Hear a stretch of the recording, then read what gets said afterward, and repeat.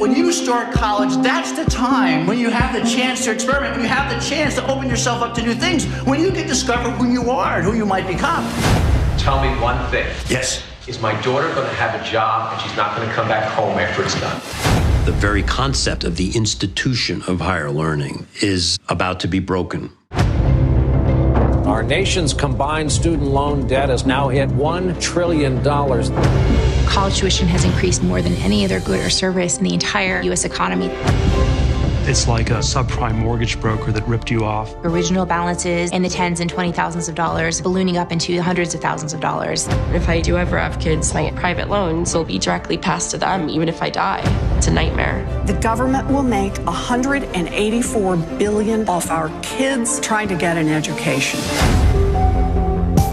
Colleges have turned into these large businesses. It's a feeding frenzy to outbuild your rivals. It created a race. You've got to cater to out-of-state students who want to party. Some of our leading presidents can be quite shameless in the size of their compensation.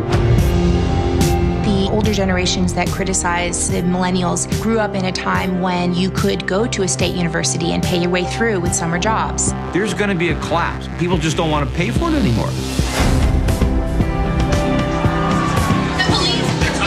There's all sorts of things that got us into this mess, and it wasn't the cost of educating the students. I want this for my kids. It's just too bad it costs $60,000 a year. Peter Thiel is offering college students $100,000 if they drop out of school and start their own business.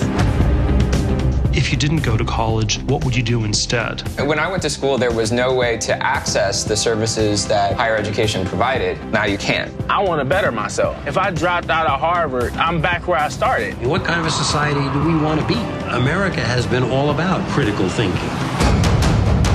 There has to be a change coming.